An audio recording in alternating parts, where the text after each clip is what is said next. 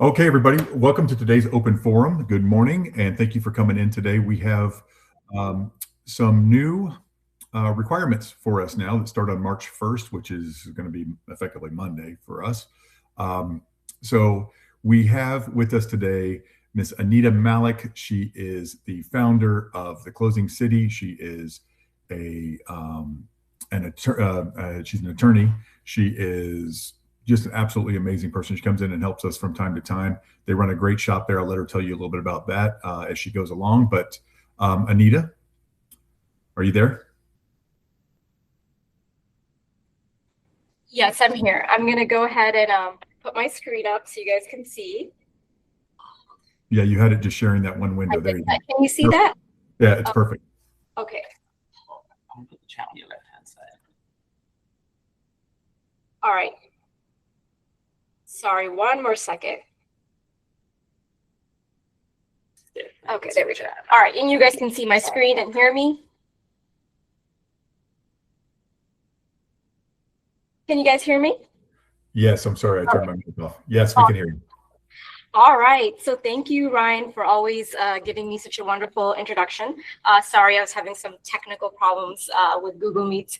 But yeah, so I think most of you may have heard me speak before, but my name is Anita Malik, for those of you who haven't. And I'm one of the owners of the Closing City Title Company. And I've been doing title for a really long time. I've represented buyers, sellers, I've litigated contracts, I've litigated disputes. So I'm familiar with a lot of what you go through on the day-to-day. And my job really is to go around and educate agents and just sort of what are the new trends or whether they want to learn anything new. So today our topic is the new FinCEN residential reporting rule. And you're probably starting to see this on social media or hear about it, or it might be something you're hearing for the first time, but I wanted to make sure that all of you feel comfortable with this topic because it is going to affect all real estate transactions across the US. It's not isolated to Florida or any specific regions. So we'll learn a little bit about what is this new rule, a brief overview. We'll talk about the role of FinCEN and the US Department of Treasury. We'll talk about real estate money laundering in US because really this new reporting rule is because of an increasing problem on money laundering. We'll go through a little background scenario. How exactly does money laundering work? And I'm hoping Ryan's not recording me. Which transactions are required to be recorded? Who is responsible? And I'm going to ease you guys right off the bat. The good news is you as agents are not responsible to submit this report.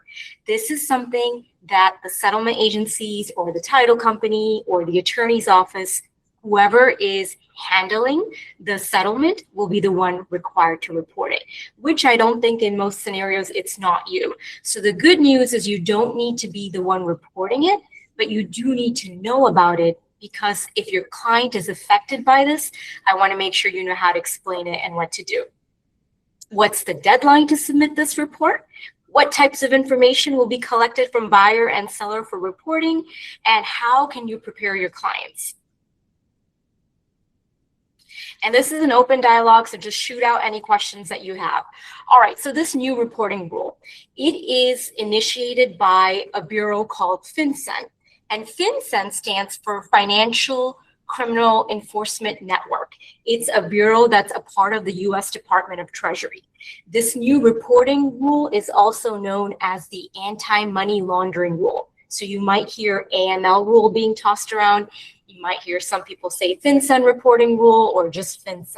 Those are all kind of acronyms that are going around to describe this new rule. So what is the rule exactly? Beginning March 1st of 2026, in just a few days, all transactions that are cash, residential, and where the buyer is an entity or a trust have to be reported to FinCEN at closing. And the rule is designed to combat money laundering. It's designed so that there is more transparency in the residential real estate transfers, especially when cash is involved. So remember, the three things you need to remember is your transaction residential? Is it cash, and is the buyer an entity or a trust?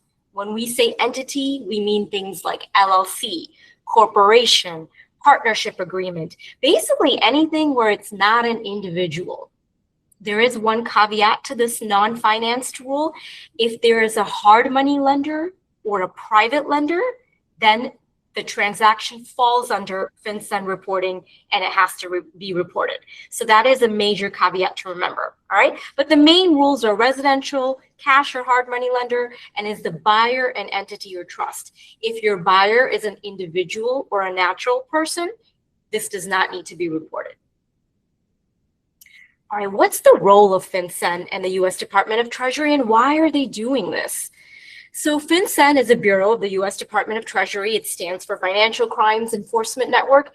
And really this bureau's job is to, counter on illicit activity, counter money laundering, and this prevents terrorism. And not only that, but money laundering also distorts our market, right? And if you think about it, we've got trillions of money that happens in real estate transactions every year across the US. And it's difficult for the government to track money laundering and to sort of sift through these thousands of transactions that are happening. This new reporting requirement will require a certain percentage of transactions to be reported. And the standards that they've chosen, the residential, cash, buyers, LLC, or corporation, those standards makes them be able to sift through it and only have to look through those because those are the common elements where money laundering is involved. So let's talk about real estate money laundering in the US. From the years 2015 to 2020, $2.3 billion in dirty money was laundered through the US. The top states for real estate laundering include Florida, California, and New York. Most of the laundering happens when there's a cash purchase, and a lot of the criminals will use anonymous companies, shell companies, to make these purchases. In the United States, real estate is a $47 trillion market, and approximately 20 to 30% of those purchases are made with cash. More than 50% of the homes that were priced over $2 million last year were paid in cash. And money laundering contributes to housing affordability crisis, a market distortion and competition, overvaluation, undervaluation, and creates bubbles in the US. Now, of course, not every cash deal is a bad deal. Not every buyer using an LLC is a criminal. In fact, it's quite the opposite, right? We're happy when people are buying with cash. We love tools like LLCs and corporations and land trusts and revocable trusts. Those are all great tools, and they should be used, right? Especially in investments. So we just want to, and it's one of those things where we don't have to be in charge of tracking this, right? We just have to know when that transaction falls under this. All right, so I'm going to pause for 2 to 3 minutes, and we're going to go through a scenario. And we're going to practice a scenario that shows us how money laundering works and how it affects the US real estate market and what a big thing it is. All right, I'm going to give you a scenario, and you kind of have to, it gets dramatic, so you have to imagine it in your head a little bit. So we'll put our thinking caps on. All right, this scenario is called The Rise of Pink Ponies, and it's about a dangerous cartel in the United States. This cartel mainly counterfeits goods. They make knockoff designer wear, and they do illegal weapons. Last year, they made $84 million from illegal sales. Their mob boss is a former failed soap opera star, and guess what? Orlando, Florida is their home base. Everyone is suspecting who this mob boss is, but nobody really knows who runs Pink Ponies. But guess what? We're going to find out soon who does. Here's a scheme. Here's what the cartel does, okay? So, all right, is anybody familiar with 6-7? You know, that whole 6-7 that all the kids are doing, and it's just painfully annoying. It's a fad, and it's out now. Anybody familiar with K-pop? The songs all the kids are singing, right? 24/7, it's out. There's a new fad that's in that all the Gen Z and Alpha kids are doing. Here's what they're doing. They're buying ponies. Yep, they're buying ponies, little ponies. and they're accessorizing those ponies with designer wear things. So I'm talking about Chanel sunglasses, Louis Vuitton scarves, Armani shoes, Tiffany accessories. I mean, you name it. And every name brand designer is making accessories for ponies. Guess what Pink Pony's cartel does? They actually make fake knockoff designer wear, so you don't have to spend too much money, and they sell it to the Gen Z and Alpha kids who think they're real. And just by doing this, they made $84 million last year. That's this cartel for you.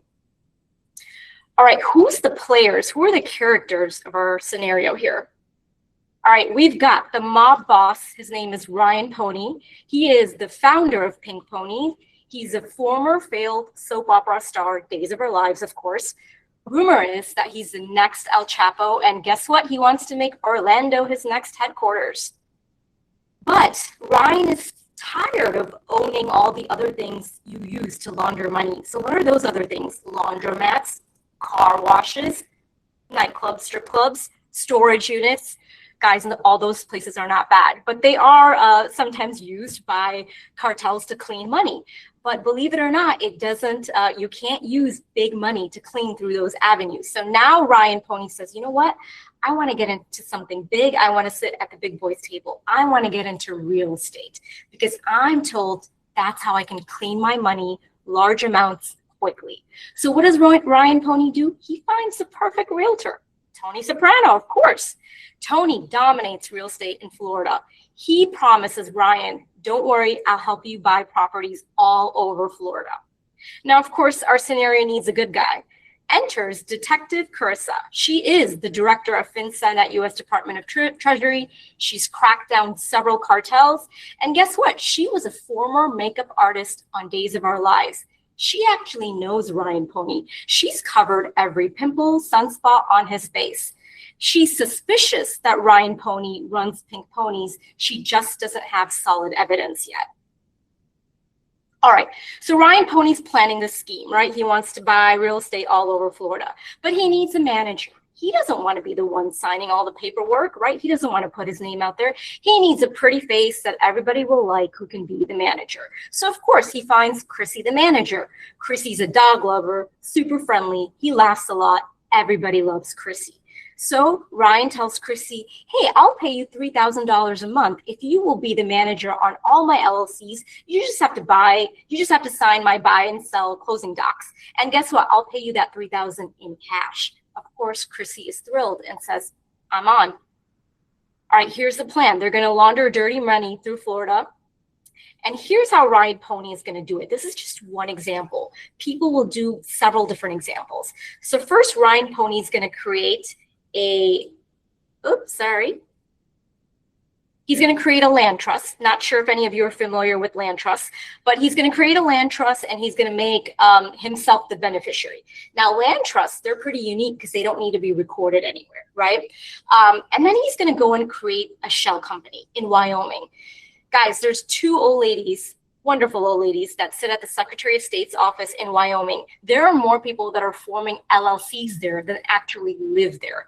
He knows that's the perfect place to form his shell company because barely anybody, there's no transparency. If you go look up a Wyoming LLC, you can't even tell who's the manager, who's the owner. So he's going to set up his first shell company there. He's then going to set up a second shell company in Delaware, another popular state that investors use. And then he'll go on to a third shell company in Nevada, another popular state that has very little transparency and a lot of people are using these days. So he's going to set up 3 shell companies and 1 more in Florida. He doesn't like Florida that much because it is a little bit more transparency, but he's going to do it anyway. And he's going to list Chrissy, the manager, as the manager on his company. Now, pop question, answer in your head. If you go on Sunbiz and if you see that Chrissy is the manager for this Florida LLC, is Chrissy authorized to sign on behalf of the LLC? And the answer is no, right? No. Just because Chrissy shows up on Sunbiz, it doesn't mean Chrissy is authorized to sign on behalf of the LLC. When you are working with buyers and sellers, when you meet your buyer and seller and they tell you that they're going to be buying or selling with LLC, that's a great start. Look on the Sunbiz, make sure you're meeting with the right person, the manager, but you have to take it a step over and you have to ask them, do you have an operating agreement? Can I see the operating agreement? That title company is going to want it anyway, right? And then you review the the operating agreement to see who are the owners and who have they authorized to purchase and sell real estate. But of course, Ryan Pony's really smart. He's prepared. So he's created operating agreements for each of these shell companies. And each of these shell companies authorizes the next company, and at the end authorizes Chrissy to sign off on all these purchases and sales. So that's how Ryan Pony has set up his shell companies.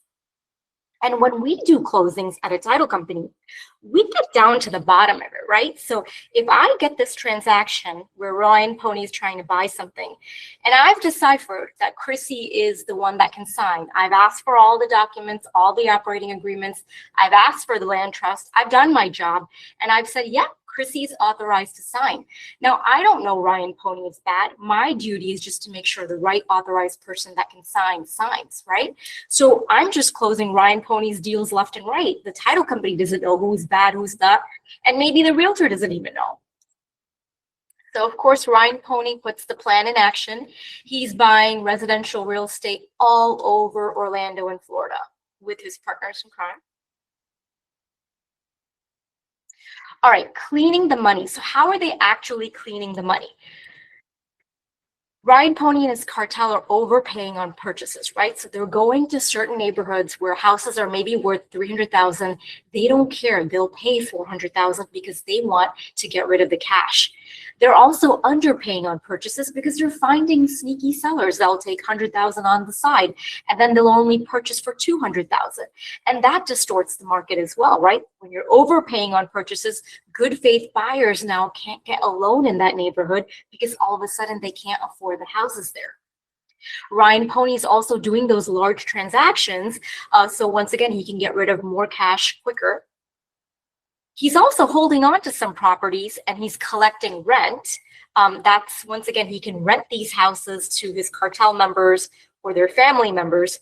And when the rent is collected in cash, that now becomes clean money. Ryan Pony is also going after private money loans to mix up the cash with down payment. And his mortgage payments are being used with that dirty cash. This inflates prices, and he's doing property flipping. Of course, he's buying the property, putting cash into repairing it, and then flipping it. Closing on the deals, of course, he's coming to the closing city, and the closer is closing away on all the deals without even realizing what a criminal he is. All right, so at this point, Detective Carissa is upset and mad and doesn't want to deal with this. So she does a classified meeting with Mr. President and says, Mr. President, money laundering is getting out of control. Our markets will crash. We need to catch Ryan Pony. President Trump says, don't worry, Carissa. We need a big, beautiful reporting bill so that we can catch these gangsters, and I'll take care of it. That's how the FinCEN reporting requirement came into place. Once it's effective, starting March 1st, all title companies will have to start filing reports on all the residential cash deals or hard money deals where the buyer is an entity. So the closing city will be filing all those reports.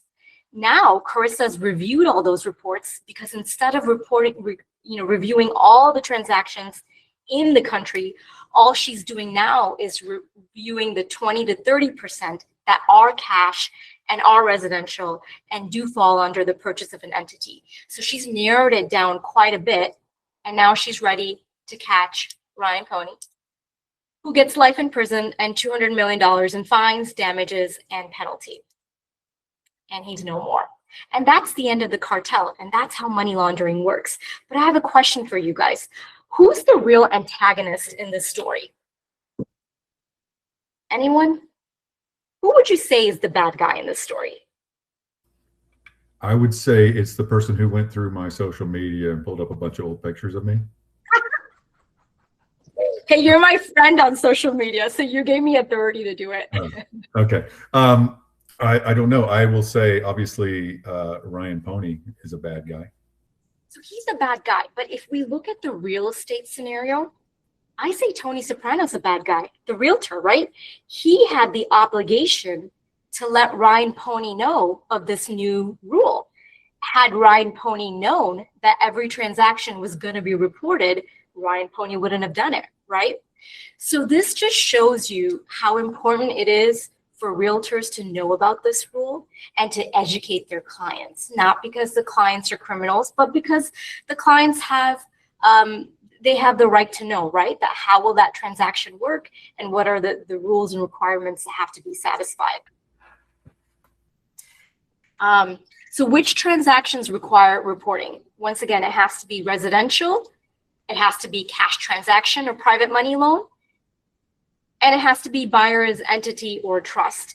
When it comes to private money loan, there is some question about, how do we know there are certain lenders, I don't know if any of you have worked with investors often, but lenders like Kiavi or, someone like a Kiavi, they fall under a hard money lender loan, or would it be something that doesn't have to be reported? And the key question to that is it depends. If the lender falls under anti-money laundering requirements, then it does have to be reported. So really, you're talking about your big transaction, your traditional lenders like your Chase, your Freedom, your Truist. Those don't have to be reported because they do fall under anti-money laundering. They're already doing their anti-money laundering, there. But if that's the magic question you ask the lender, so Kiavi, are you subject to AML requirements? If the answer is yes, it's not reported. If the answer is no, it does have to be reported.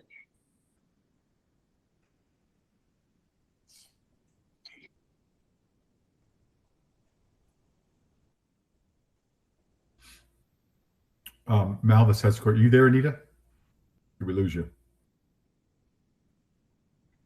I think we lost Anita. We'll hold on for her. Do you guys, I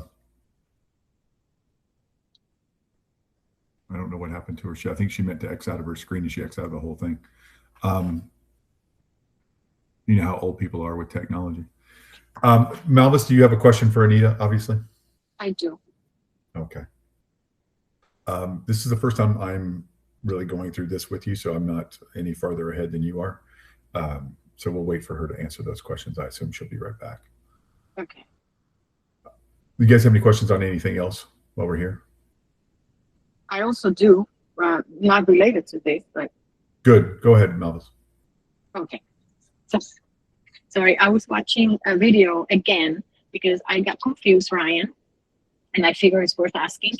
I got a listing agreement signed on Sunday the 22nd, and to list a property on the market on next Tuesday, March 3rd, I think it is. Mm-hmm. And do I need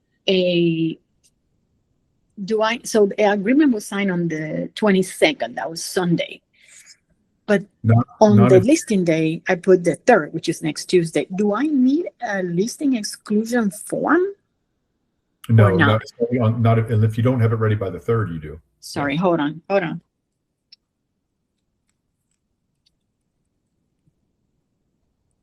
Can you say that again, please? Yes, on line 6 of the listing agreement. Hold on, I'm having issue with my speaker. Hold on 1 second. I cannot hear you. Hold on, let me fix it. Okay.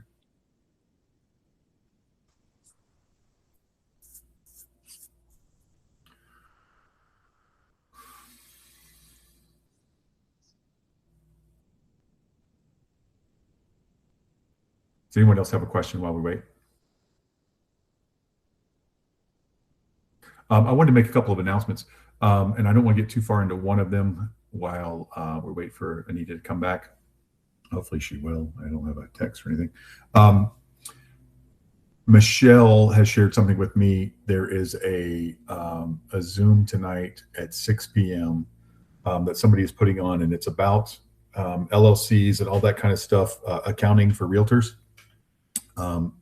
Would not be a bad thing for you to take part in. I'm going to have them come in sometime and do something here with us, just with our group.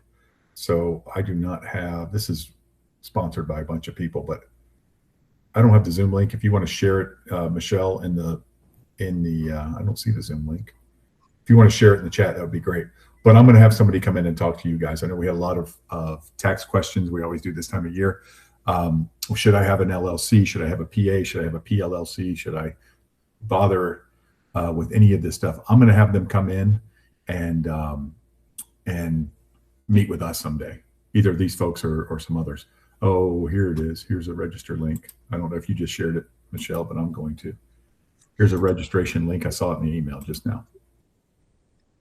I believe everyone who wants to participate has to individually sign. Yeah, I'm sure they do. Yeah, it's a registration link. So that don't wait till 6 o'clock and just click on that. You need to go ahead and register now, and then they'll send you something so you can join at 6 o'clock. Thanks, Michelle. Michelle shared that with me. If you guys run into people out there, not everyone is of great value to us, and I don't mean that in a bad way. Not everybody you come across is of great value. Some of our people, and we don't have an official partnership with the Closing City or anything, but when people want to come in and I let them do a commercial for their company, as long as they're providing you something of value, like this is obviously of great value, a new reporting requirement. So we love to have people come in and share stuff with us, but I don't let people come in and just do commercials, because you guys don't need that.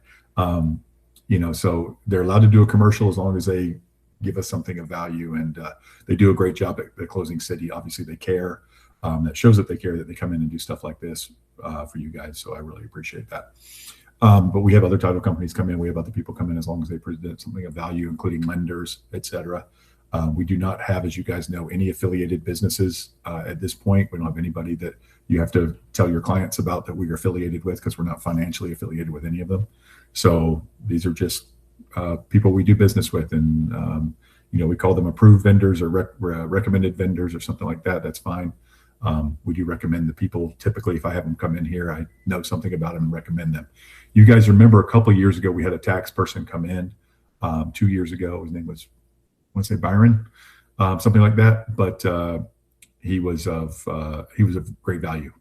And so actually, you may look back. His name was Steve Dalia, Steve Dalia. I just remembered that. I don't know why. I thought it was Byron, but you might have emails from him if you went back and forth with him at that point. That was 2 years ago, maybe. And he had some great information for us about that. And he gave you guys a great deal on setting up an LLC or something for you. Like, I don't know, it was $100 and something or something. And he was going to set it all up for you. And they specialize. I'm going to look him back up and maybe have him come back, or I'll have these people, Michelle's friends, come in. I say friends, I don't know how she knows them, but I may have them come in and do it as well. But it is, they know real estate, LLCs and stuff, and they know the best tax avoidance, not evasion, that you can possibly do. All right. Well, I guess we lost Anita. So whatever questions you guys have for her, I don't know what happened to her. No, she's right there. Anita. And the funny thing is, I don't even know when you guys lost me. I may have been talking for a while. That's fantastic, Anita. We'd love to have you. Thank you very much for coming. You had finished the presentation, and as soon as you clicked something to show, it was when you closed your presentation down, maybe. And that's what happened. Yeah, we lost you completely. You just completely disappeared. Oh no! And I can finish organically right now if you guys have a couple minutes. Yeah, Malvis had a question for you. Yeah, sure. Yes. So you mentioned the 3 reasons why this is happening. If the property is being bought in cash, if it's an entity like an LLC, or if it's a trust, or if it's a harmony lender.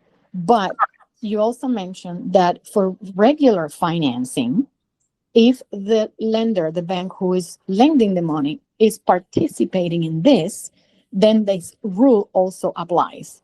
So my question is, if we have conventional, regular conventional buyers, and the lender that they're using are participants in this, aren't the lenders telling this to the clients ahead of time? And how do we I guess, how do I as an agent can make the buyers aware if the lenders don't tell, or the lenders are not aware that their company actually is a participant on this? Right. So So that's a great question. So really the rule of thumb is most of your traditional lenders, most of your conventional loans, it's not going to fall under the reporting rule because most of your lenders are your Truist, your Freedom, your Chase, they all fall under AML. And when those lenders fall under AML, this is all exempt. It's really your hard money lenders, so it's really your investors will lend to other investors. That's really the most common scenario. So you won't have to worry about it in most of your transactions. It's just, like I said, you just want to keep cash, residential, and buyer entity in mind. However, if the buyer tells you, hey, I am going to be getting a hard money loan from someone or a private loan from someone, that's when you want to notify them of this reporting rule because that's when it will kick in for sure. Okay, would that also applies if a buyer is using a hard money lender and buying it as an individual, and later, after they purchase the home, if they form an entity and transfer the deed into an LLC, would that also apply? Good question. In the first transaction, it does not apply because in the first transaction, they were buying individually, right? But in the second transaction, and I know it's just a quick claim deed, right? Because they're just transferring the property to their entity that they just formed. In that second transaction, yes, a FinCEN reporting needs to be completed because it transferred to an LLC. Regardless if it was any money or no money or $10, whatever it was, that second portion would need to be reported. Okay, and that starts as of whoever purchases beginning March 1st. Correct. Not those that purchases before March 1st. Is that correct? That's correct. You may have closings already that have to be reported. So it's anything that closes March 1 or afterwards. So if you have a closing on March 2nd, and if it falls under this requirement, it would have to be reported. Okay, no, I was asking that specific question because I do have a buyer who bought a property cash last August, and they were thinking to put the property under an LLC. So I was just wondering if they needed to be aware of this rule or not. Yeah, so whoever is going to put it under LLC, they should be aware of this rule. It's good to go back and inform them that if you are still planning to transfer it to an entity, there is an extra report. Now, one of my last slides, it talked about how you can prepare your clients. And obviously, if you are working with a buyer where it will fall under a reporting rule, and you have to educate them, right? Because you're the first line that they're going to speak to. When the transaction gets to the title company, obviously it's our job as well to inform both buyer and seller that, hey, this is going to be a FinCEN reporting. But if you are educating them prior, they'll already be aware. And when you are educating them, don't give them the pink ponies example. I think that's going to scare people. But your education should be just simple and precise and to the point. You could tell them that this is just a new federal anti-money laundering requirement that's designed to prevent, the use of just money laundering. You can keep it very short and simple, and I'll share with Ryan some Q&A and some literature that you can even email to your clients that they can read, that way you're not the one explaining it. And the other part is that it's happening all across US. So it's not just isolated to our certain counties or certain states. So that kind of helps it because when they look it up, they'll see this, And there's really nothing to panic about or anything, because it's most of the things that are collected for this report, we collect anyway, right? For example, when there's an LLC, I ask for the operating agreement anyway. I ask for the bylaws anyway. It's just now in this report, it has to be disclosed. The one thing that is extra that I think is being disclosed is when I have cash deals, I typically, as a title company, don't care where the cash comes from, right? I mean, there's no lender to really source or care.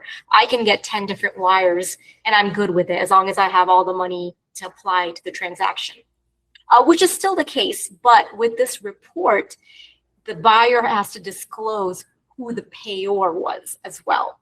So if they wired money from a different account that's not the LLC that's purchasing, they have to disclose that. They can do it, they just have to disclose who the payors were. So that's a little bit different as well. That's where it gets a little bit uncomfortable. And what I'll also share with Ryan is I'll actually share the buyer and seller form that gets filled out.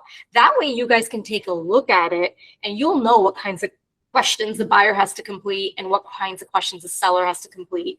And yes, seller also has to complete a form, which seems a little odd because it's not really the seller that's purchasing cash. It's just it's part of the requirements that both buyer and seller have to complete a form.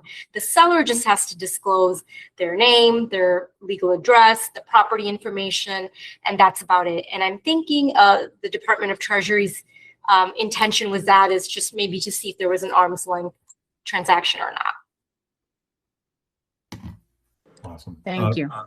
Vivian? I don't know if this is one or two questions. What about seller financed or pass through or wholesale transactions? Yeah, I would say for all three of them, it would fall under the reporting rule. For seller financed, it would still, because even if you didn't look at the seller as a private money lender, it's still cash in that case. So those would have to be reported. Same thing with wholesale. As long as that end buyer is an entity buying with cash or private money, it would be reported. Okay. So I want to kind of get some things out here. So you're still gonna have a lot of LLCs out there, guys, buying properties to flip and stuff like that. It's a pretty common thing to buy a flip property or something in an LLC. And that doesn't mean they're laundering money, and we're not police officers or financial cops of any kind. So just let them know that the title company is going to be reporting it, and that they're going to have to fill out some paperwork, which is they're going to have to fill out anyway for the most part. So you're just saying that the really only difference for the buyer is they're going to have to source their money, which they normally wouldn't. We have to do for lenders all the time. You have to say, Uncle Jerry loaned me, $10,000, whatever, which the lender may or may not like. But in this case, you're just reporting it to the government in case it came from somewhere shady. So as far as our responsibility, other than just preparing them for that, we don't do any extra paperwork. We don't do anything like that. Is that correct? That's correct. Yeah, your title company will do everything, and we have a system as well where we kind of, when we get the contract, we'll look through it, and if it, all the check boxes are checked for FinCEN reporting, we'll let the agents know as well that, hey, this is something that we're going to report. And I think that because this rule is so new, everyone's trying to figure out how the logistics of it will work. And even internally, for example, like the U.S. Department of Treasury predicted that every transaction that falls under this reporting rule will now have about 4 to 6 hours of extra labor on that file. So, so even title companies, settlement agents are trying to figure out, like, okay, who does that labor? Internally, I'm talking, does the closer do it? Does their accounting departments do it? So, and then there's these vendors now that are offering services as well that, hey, we'll do it for a fee, and we'll get it all collected. So I think every title company might be taking a different approach, and it will be kind of a trial and error approach. I do think that, the closing fee on these types of deals may rise across the industry slightly because of this extra reporting and the labor that goes behind it, whether it's going to be the closing fee that will rise, or maybe that title company will use a third-party vendor to collect and submit this report. But I think it's fair to say, in general, there will be a rise in some sort of fee across the board. So maybe line itemed, or I may just see your closing fee go up. Yeah. Okay. I think that will happen. But I think that if you're able to just educate your client from the beginning, if you work with investors, you just kind of have to let them know once, right? Because they're going to buy again and again with you, hopefully. And once they go through the exercise, it's pretty simple. Right now at the Closing City, I can tell you we're actually taking a manual approach at this moment. So what that means is, let's say I get a deal right now that falls under FinCEN reporting. The first thing I'm going to do as a closer is I'm going to let the two agents know. It's important that the seller side know, because sometimes the seller may not feel comfortable submitting something, right? They may just for whatever reason, not feel comfortable with it. So it's good to kind of disclose that in the beginning so that both parties are aware. And then really when I say manual, we're just gonna take the form that's required. And when the sellers sign their closing docs, we'll just have it included in there. When the buyers sign their closing docs, we'll have it included in there.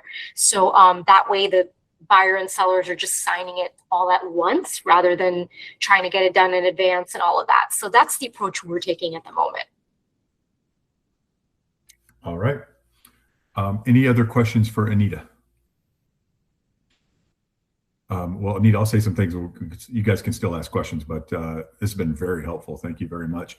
And this is great information. And so there's no minimum. It's not like FERPTA where if it's under 300,000 or whatever they're going to do, it doesn't matter. If it's a cash deal with any kind of entity, LLC or trust or anything like that, then it has to be reported. So just let them know, let your clients know, and there'll be a fee.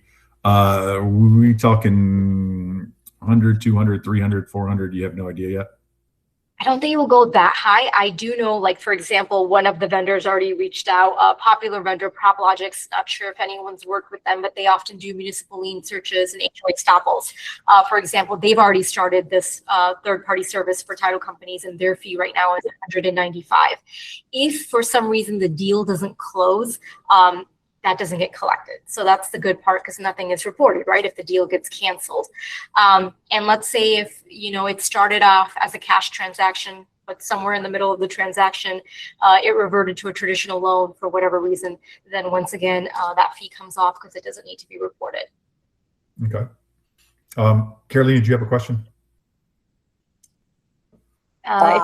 Is this for individuals also? I missed that part. Or just entities? Just entities, just your LLCs, partnerships, trusts, corporations, just entities. Thank you. Elsa has a question in chat. If the buyer's already reported the LLC to FinCEN, does the title still need to report at closing? Yes. Yeah, I would think so for sure. Doesn't matter. Yeah, because it's per transaction. So even if the LLC exists out there, if the LLC purchases 10 properties a month, each property gets reported. Fantastic. Any other questions for Anita? Eric? Yeah, hey, Anita, thanks again for the presentation. I focus on purely commercial, so I wanted to see how on the commercial side, what to look out for, like some red flags and such. Because we do get, like, for instance, I have a French client that's in town, and I had a Chinese client that was in town too as well. So, I'm like, oh, let me find out what some of the red flags on the commercial side. Because I was looking at your slides and, was saying if they're buying 1 to 4 for on the residential side. And so. Yeah, that's a great question. Right now, this targeting reporting order it only extends to the residential one, not the commercial closings. But you saw in my example with Ryan Tony, right?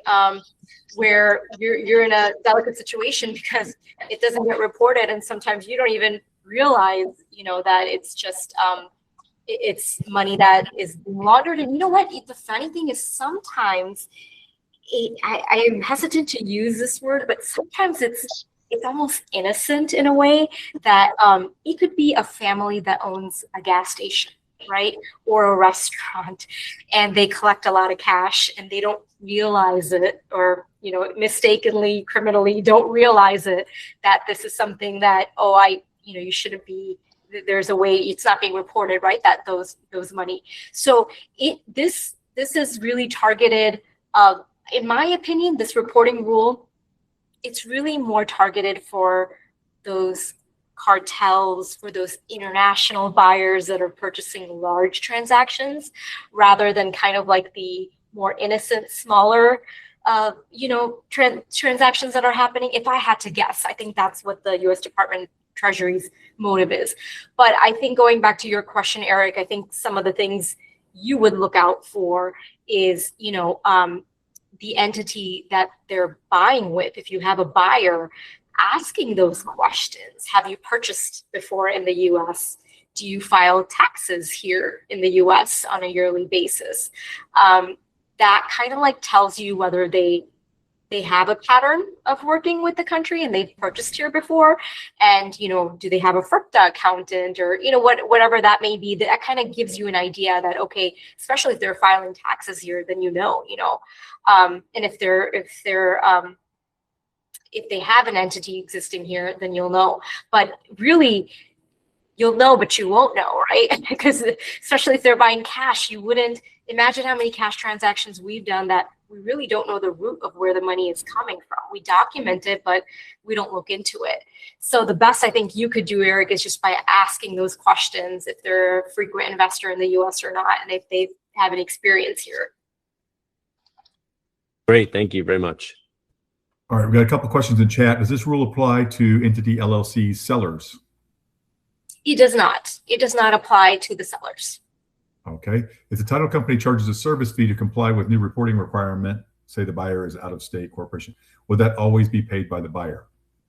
So yeah, in general, I think the customary understanding is that the buyer will pay this additional fee, whether it's going to be a separate line item or whatever it is, or if the title company even charges anything. But if there is, I think the understanding is that the buyer would pay for it, because the buyer is the one that's buying the cash as an entity.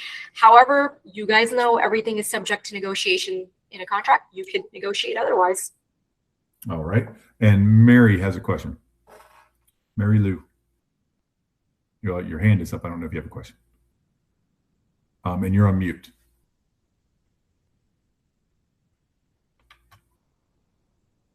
All right. She will. Okay. Yeah. Anita, can you hear me? I can. Yeah. So quick question. Just so it means even though the buyer agent just need to talk to the seller agent if that's the buying when they have the contract, right? Does any document need to disclosure along with the contract, or just mention to the seller, or just let them know if the buyer, if the entity and paying cash on it, they have the one form need to be filled down at the closing, right? Mm-hmm.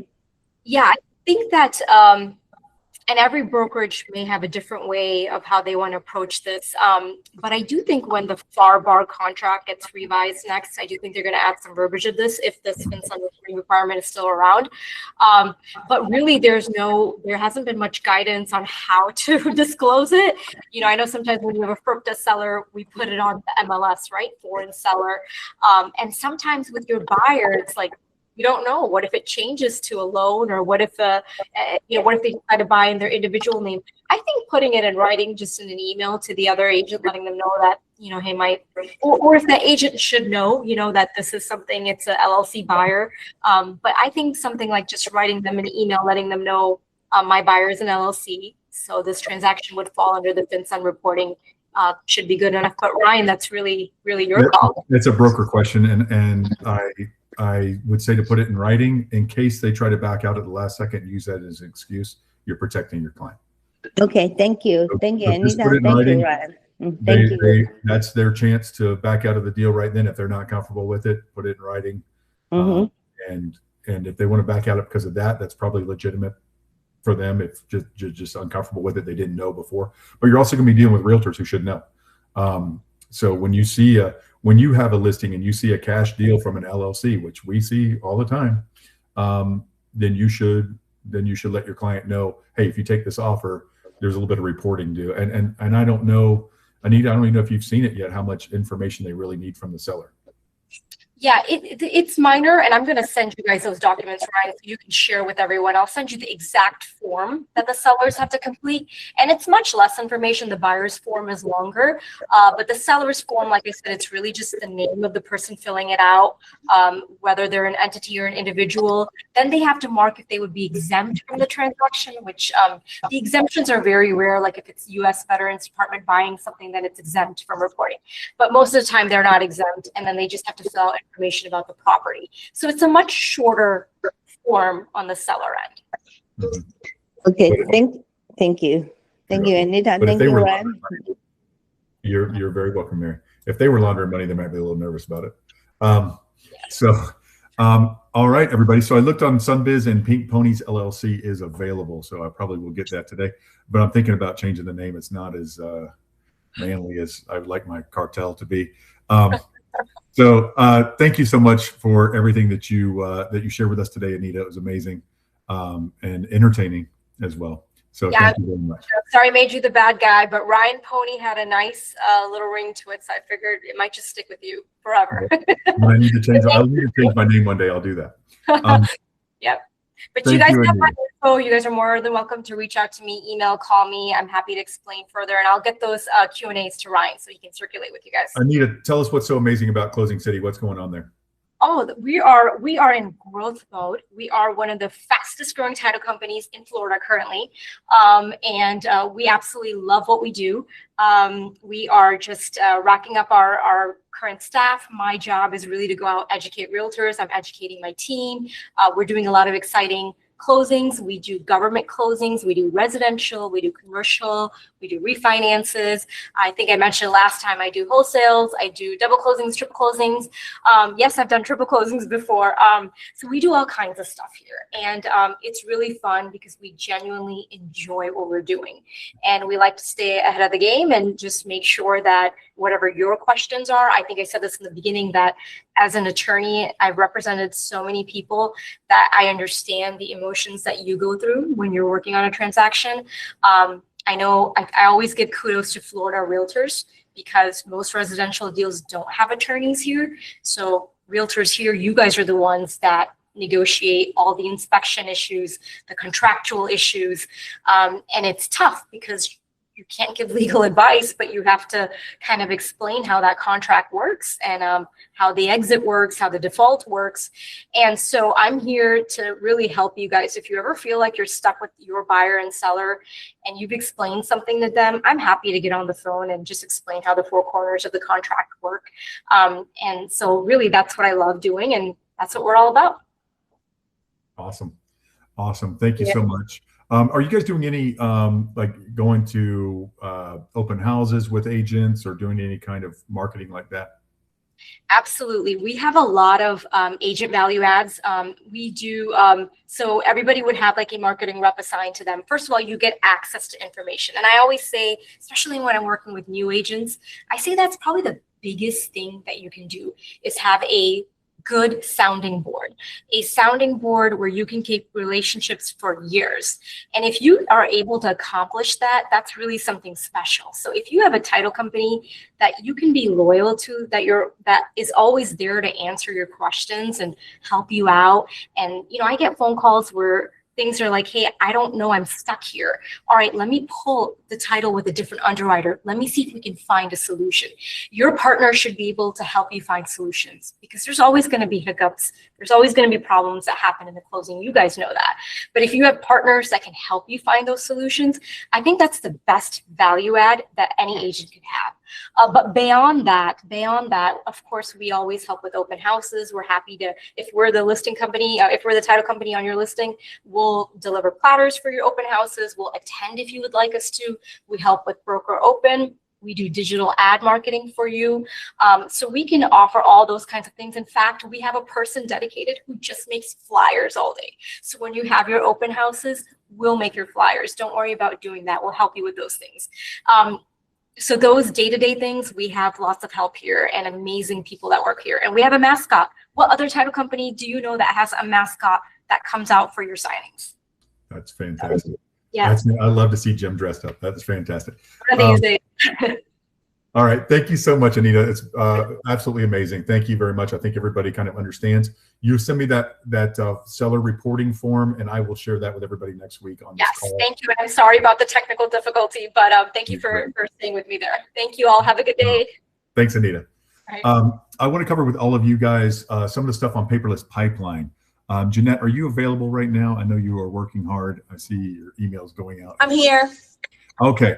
So when you guys have a listing and the first deal falls through, it becomes a little bit of chaos for Jeanette on the compliance end of new buyer, and you guys might name it, buyer number 2 on one document, and then Smith on the next document instead of Jones, who tried to buy the first time, and now we got Smith. And what we want you to do is go ahead and start a new, mark that one fell through, and start a new transaction with the same thing. I know I told you guys before not to do that. We do pay the paperless pipeline by the transaction, so but it's perfectly fine. So that will help us get organized on that end and help Jeanette with clarity on that, help you get your CDAs on time and everything else. You're helping her help you to get all your documents done right. Yeah, Christine, I've seen you've had a lot of those kind of deals. It happens. You've got a listing and deals fall through. The next buyer comes along and it can be very confusing. You've got a pre-qual for Jones. Now you got a pre-qual for Smith, and they're just marked pre-qual. Jeanette also did some renaming of the documents, so you can pull on the pull-down menu a little more accurate. I did notice some of those. I would fill in my own stuff sometimes, write my own words in there. So try not to just put whatever you scanned it in as, a bunch of numbers and letters, and try to be descriptive of what the document is. So when we go back to review them to get your CDA and all that kind of stuff, we can go ahead and check them off properly. So Jeanette, do you have anything to add to that? No, thanks, Ryan. That's exactly what I was going to say. You took it out of my mouth. Help me help you. We also have the option to label our transactions as far as the category, listings, buyer side, sales side. That helps me a lot as well. I see a lot of you guys just kind of throwing documents in private here and there. I mean, if it's the listing stuff, keep it in the listing stuff. If it's the sales stuff, keep it in the sales stuff. And I always like to say, keep it simple, keep it stupid. If it's just a seller's disclosure, write that, seller's disclosures. And I've tried to modify the our checklist so that it's easy and simple. Like I said, Ryan says, we see a lot of addresses, a lot of things not labeled, and it just becomes a big mess. And it's hard for me to keep up with when you guys got 3 or 4 buyers on your listing side and vice versa. So, and I don't know all your buyers and listings. So let's go at 123 Oak Street. And then you just mark that fell through, and then 123 Oak Street number 2 or something, or not number 2, because that sounds like an address. Do, buyer Jones or whatever they are. So that way we have all that, and just start everything all over again. I know you got to put the 3 or 4 listing docs back in there. You just got to do it. It's fine. You found them the first time, you can find them again. It's pretty easy. It'll help you get paid, help our system, and avoids a lot of confusion. So what else did I want to say about that? Thank you, Ryan. All right. I guess that's fine. AJ. Okay. So thank you, Jeanette. We'll get awesome. All right. Let's talk about AJ's question here in the chat. AJ says, hey, Ryan, I'm working on a BPO. I have told the client they will have to send a check to FRI. Great. I assume that the client is some sort of financial institution, usually BPOs, that's what they are. And we will, so just so you guys know, a BPO, they were very popular during the crash, after the crash, for banks doing foreclosures, short sales, etc., where they don't want to pay for an appraisal. They just want a broker price opinion, and they maybe pay $50, $100, probably $100 now. It was $50, $75 back then. It's probably 100, 150 now. And we're seeing a few of those, but we keep 10% and pay you the rest. So if you get $150, we keep 15 and you get the rest. Any other questions? Malvis, you got her hand up. Yes, sorry, I couldn't hear you earlier.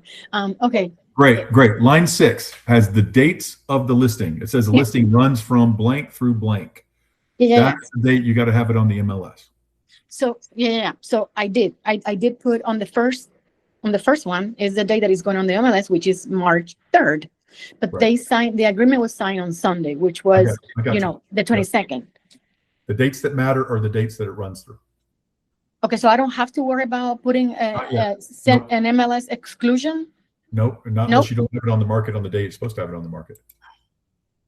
No, it's going on the market on the 3rd, next Tuesday. But let's say you got pictures scheduled, you got this, that, and then a pipe leaks in the kitchen, and they can't put it on the market for another week after that because they got to get the plumber out there. Then you need one. Or you can modify the listing rate. Oh, okay. I thought I needed the MLS exclusion. No. Thank you so much. And then my other stupid question about. But don't start talking. I mean, if you start marketing it, you can't start marketing it until then either.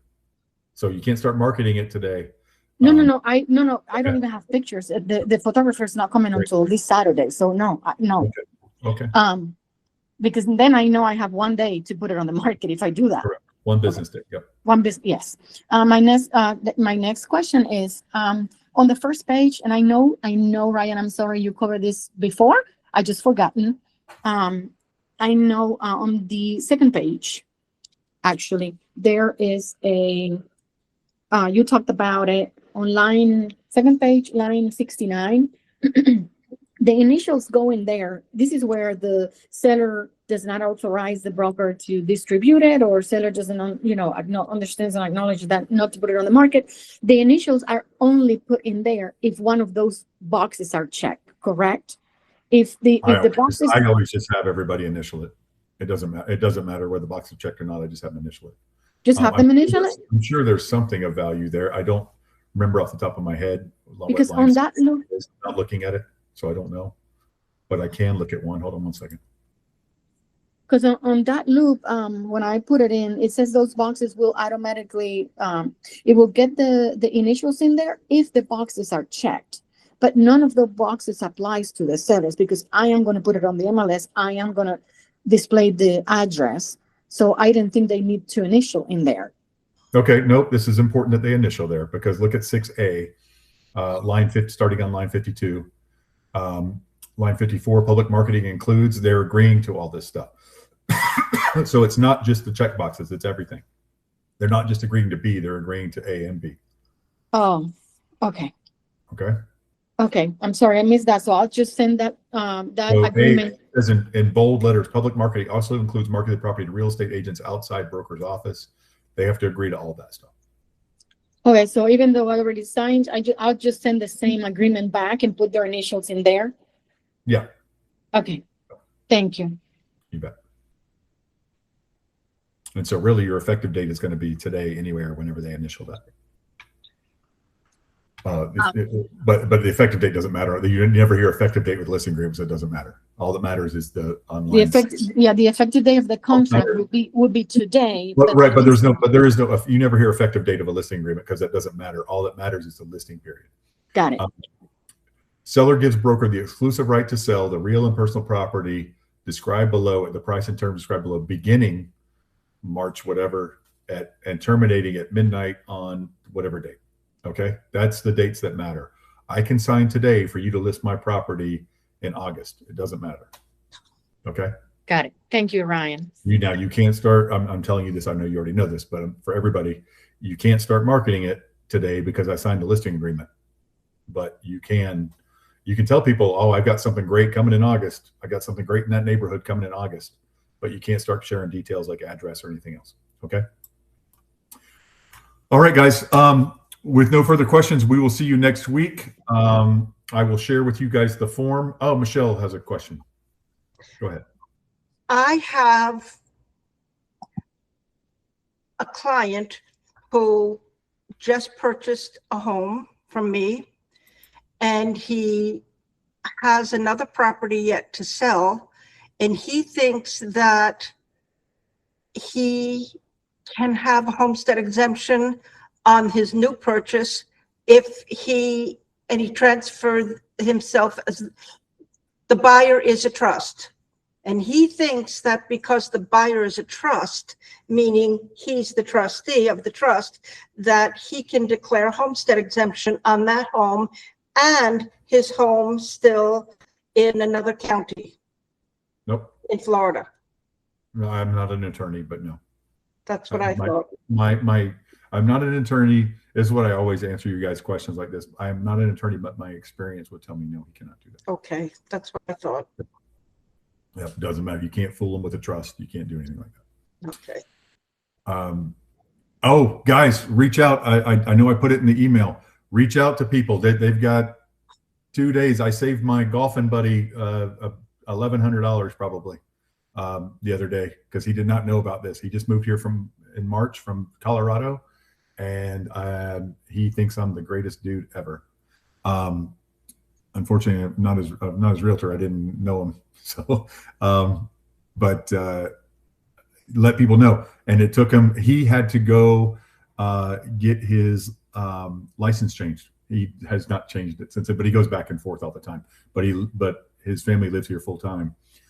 So he is getting homestead exemption, but he had to go to the DMV. He's probably there today to get it done by Friday. And I just mentioned it to him on Saturday because we were talking about it.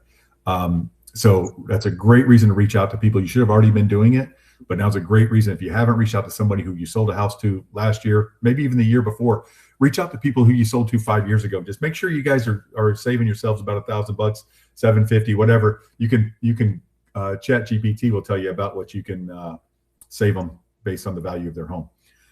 Eric. Oh yeah, hey, I was just asking about with the portraits, the headshots. You guys should have got the document. If you didn't email Jeanette, she will send you. Alexi sent us all of them. She's not going to send all of them to you. She's just going to send you yours. But there's a link to them, and you'll have 4 pictures there. Let Alexi know which one you want him to edit for you or brush up for you or whatever. And let Jeanette know that then. No, she doesn't care. Let Alexi know. I don't have his contact info. Okay, well, that should have been a better. Maybe I think it's on the link.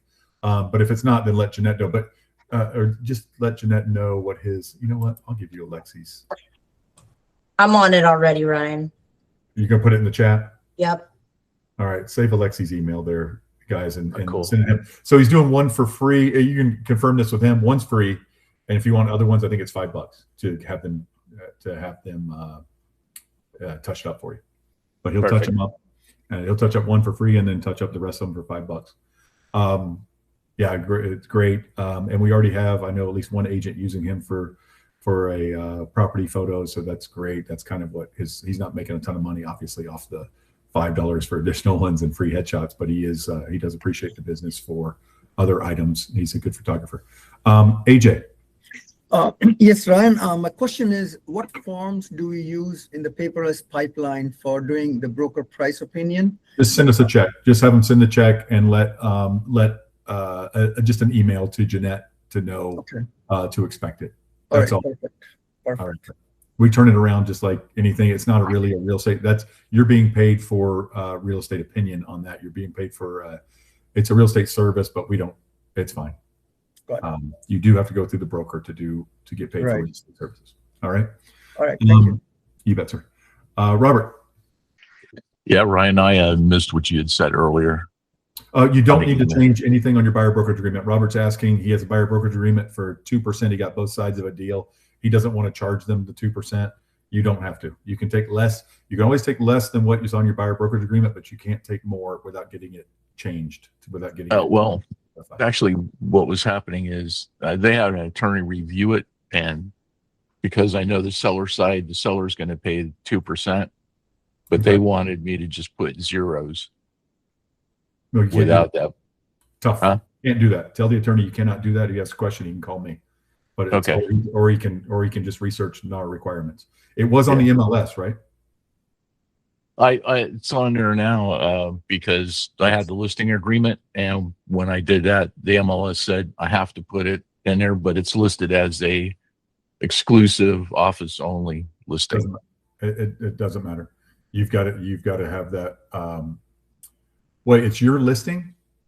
Yes. Well, you don't need you don't need a buyer brokerage agreement for your listing. So just tell the attorney throw the whole thing out.